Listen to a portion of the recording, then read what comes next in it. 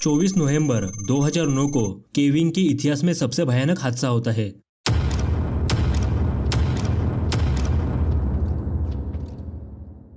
Caving यानी कि गुफा की खोज करना, ये एक ऐसा खेल है जहाँ पे सांस लेने की भी जगह नहीं होती। इसी तंग गुफा में घिस घिस कर उसकी खोज करना। और यही चीज 26 साल के जॉन जोन्स अमेरिका के उटा शहर में नटीपुटी गुफा में करने वाले थे। लेकिन जॉन को जरा भी अंदाजा नहीं था कि वो अपनी ही कब्र में खुद को ही दफनाने वाला था।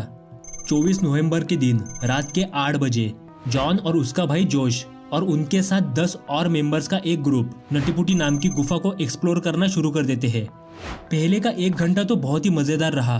गुफा के अंदर की सबसे बड़ी जगह बिग स्लाइड का उन्होंने पता लगाया। ये तो इतना आसान था कि उनके बीच तो बहस होने लगी कि सबसे पहले यहाँ पे कौन पहुंचा। इसी वजह से वो एक दूसरे को चैलेंज करते हैं गुफा की सबसे खतरनाक जगह जाने के लिए, यानी कि बर्थ कनाल।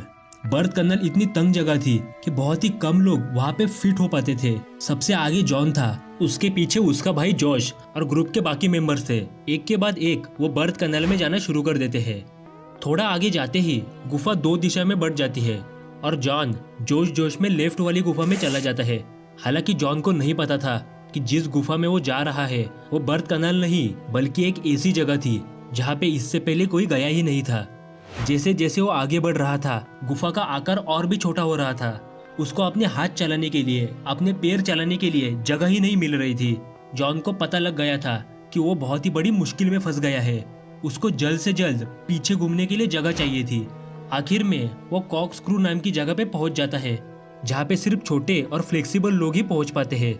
हालांकि कुछ साल पहले एक 16 साल का बच्चा इसी जगह पे फंस गया, लेकिन वो सिर्फ 5 फुट 7 इंच का था। इसके बावजूद उसको निकलने में कुल 14 घंटे लग गए। लेकिन जॉन तो 6 फीट का था। जब वो सांस लेने की कोशिश भी करता तब छाती फूलने की जगह ही नहीं थी। कैसे वैसे करके वो आगे आता है और वो देखता है कि सामने एक होल था और जॉन को लगा कि इसी होल की मदद से बाहर निकलने के लिए जगह मिलेगी। इसी वजह से जॉन इस होल के अंदर जाने की पूरी कोशिश करता है। लेकिन अंदर जाने के बाद उसको पता लगा कि वो होल तो एक डेड एंड था। जॉन एक 10 बाय 18 की होल में उल्टा फंस गया।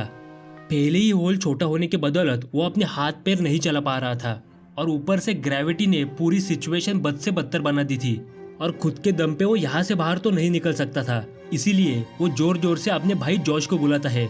जहाँ पे जॉन इस गुफा में सर के बल आया था, जॉश उस गुफा में उल्टा आता है ताकि उसको उल्टा घूमने की जरूरत ही ना पड़े। और वो देखता है कि जॉन की तो सिर्फ पैर ही दिखाई दे रहे थे, जैसे कि उस होल ने जॉन को पूरी तरीके से निगल लिया हो। जॉश अपने पैर जॉन के पैरों के बीच डाल के ऊपर खींचने की कोशिश करता है, लेकिन जॉन उस सुरंग से बाहर आने की बजाय और ही अंदर चला जाता है।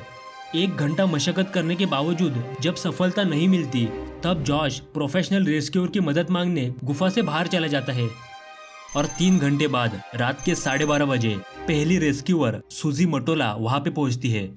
सूजी सिर्फ 5 फुट 3 इंच की थी, इसी वजह से वो बहुत ही आसानी से जॉन के पास पहुंच गई। लेकिन सूजी ने जो सोचा था, जॉन की सिचुएशन उससे भी बुरी थी।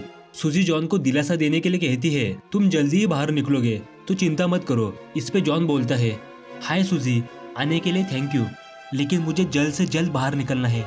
सूजी जॉन को निकलने में अपनी पूरी जान झोंक देती है, लेकिन 2 घंटा मेहनत करने के बावजूद जब जॉन नहीं निकलता तब थकावट के कारण सूजी को भी गुफा से बाहर जाना पड़ा। गुफा के बाहर जॉन की पत्नी और बेटी और उसके साथ 30 और रेस्क्यूअर पहुंच चुके थे और जॉन को बाहर निकलने के लिए अलग अलग आइडिया सोच रहे थे। आखिर में जॉन के पैर पे रस्सी बांधकर उसको खींचने की बात पे सब राजी करते हैं। इसी वजह से एक रेस्क्यूअर जॉन के पैरों में रस्सी बांधकर बाकी रेस्क्यूअर बिग स्लाइड से रस्सी खींचने की कोशिश करते हैं। लेकिन यहाँ पे एक बहुत बड़ी प्रॉब्लम थी। रस्सी जमीन को घिसने की बदौलत इतनी असरदार साबित नहीं हो रही थी, तो इसको सुलझाने का एक ही रास्ता था और वो था सुरंग में ड्रिल करके एक पुली सिस्टम बनाना। लेकिन यहाँ पर भी एक दिक्कत थी। ड्रिलिंग करने की मशीन को गुफा के अंदर लाने में ही 1 घंटा लगता। उसके बाद ड्रिलिंग करके पुलिस सिस्टम बनाने में कई घंटे लग सकते थे और जॉन के पास ज्यादा समय नहीं था, क्योंकि जो रेस्क्यूअर जॉन को बचाने आए थे उनमें से ही एक डॉक्टर था और उस डॉक्टर का कहना था कि जॉन सर के बल होने के कारण उसके शरीर का सारा खून उल्टा घूम के उसके सर और लंग्स में जा रहा था और हमारी बॉडी इस परिस्थिति के लिए नहीं बनी थी और जॉन को जल्द से जल्द नहीं निकाला तो कार्डियक अरेस्ट की वजह से उसकी जान जा सकती थी। इसी वजह से रेस्क्यूअर बिना कोई समय बर्बाद किए जॉन को बाहर निकलने में जुट जाते हैं। कुछ मिनट मशक्कत करने के बाद रेस्क्यूअर जॉन को उतना ऊपर लाते हैं जहाँ से वो जॉन का चेहरा देख सके। और रेस्क्यूअर का कहना था कि जॉन की आंखें और मुंह लाल पड़ चुका था, लेकिन वो अभी भी ठीक था। रेस्क्यूअर जॉन को और भी पीछे खींचते हैं, लेकिन उसके पैर गुफा की छत से टकरा रहे थे। न ही जॉन अपने पैर मोड़ पा रहा था और न ही वहाँ पे घूमने की जगह थी। तभी अचानक रेस्क्यूअर बेहोश हो जाता है। कुछ मिनट बाद जब उसकी आंखें खुलती है तब वो देखता है कि उसके सर से बहुत ज्यादा खून बह रहा था और उसकी पूरी की पूरी पुलिस सिस्टम निकल गई थी और जॉन पहले जहाँ पे था उसी जगह पे जाके फंस गया। लेकिन इस बार उसकी बॉडी ने काम करना छोड़ दिया। हालांकि उसकी सांसें अभी भी चल रही थी। इसी वजह से एक के बाद दूसरा और दूसरे के बाद तीसरा रेस्क्यूअर आके जॉन को निकालने की कोशिश कर रहे थे। लेकिन 28 घंटे की मशक्कत के बावजूद 25 नवंबर की रात 11:56 पे जॉन जोन्स अपनी सांसें लेना बंद कर देता है। हालांकि उसका परिवार इस चीज को मानने को तैयार ही नहीं था कि कैसे एक छोटी सी गलती की वजह से किसी की जान भी जा सकती है। इसी वजह से रेस्क्यूअर जॉन की बॉडी उसके परिवार को सौंपने के लिए बाहर निकलने की कोशिश करते हैं। लेकिन जॉन की बॉडी इतनी बुरी तरीके से फंसी थी कि बिना उसकी बॉडी के 2 टुकड़े किए आप उसको गुफा से बाहर नहीं निकाल सकते थे। इसी वजह से रेस्क्यूअर टीम तय करती है कि जॉन की डेड बॉडी उस गुफा के बाहर ना निकाली जाए। और इस भयानक दुर्घटना के बाद पूरी की पूरी नटीपटी गुफा को सीमेंट से सील कर दिया गया ताकि ऐसी दुर्घटना वापस न हो। और आज भी जॉन जोन्स की डेड बॉडी उस गुफा में दफन है।